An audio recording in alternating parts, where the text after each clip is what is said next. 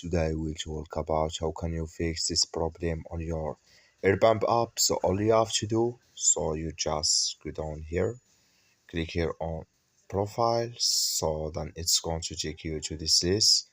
Then all you have to do, so you just go down here, so then you click here on privacy ensuring, you click on it here, so click here on privacy ensuring, then it's going to take you to this list here, just click here on sharing here, so then it's going to take you to next step here, just waiting to open video here.